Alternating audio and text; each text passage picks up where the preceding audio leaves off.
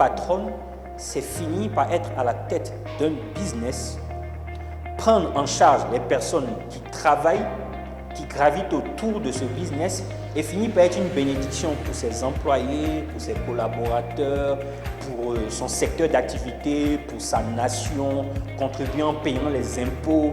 Toutes ces choses, c'est à ça qu'on veut que vous arriviez.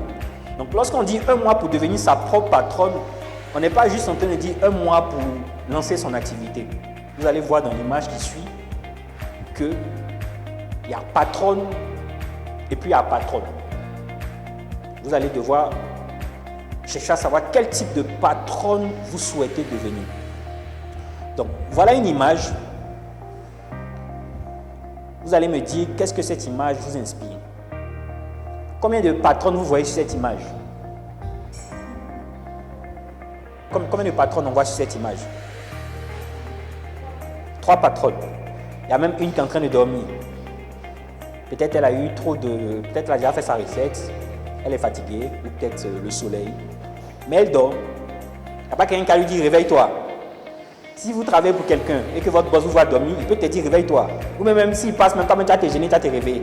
Quand tu es ton propre patron, il n'y a pas quelqu'un qui peut te dire réveille-toi. Si tu veux, il faut dormir en fait.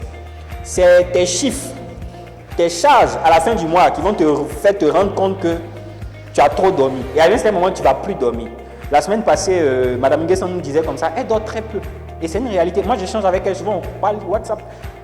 Moi, je dors très peu en fait. Pourquoi? Parce que je travaille trop. Malgré que je n'ai pas de patron, moi, je ne travaille pour personne. Mais pourquoi je travaille autant? Il est très important de comprendre c'est quoi l'entrepreneuriat et quel type de patronne vous êtes, quel type de patronne vous êtes en train de devenir et surtout quel type de patronne vous voulez devenir. Donc, voilà des patronnes. Il y a une qui a son enfant au dos. Elles sont en train de vendre leur arachide. C'est quelque chose qui est normal, c'est une activité. Ceux qui étaient là la semaine passée, c'est ce type de choses que moi j'appelle l'entrepreneuriat de survie.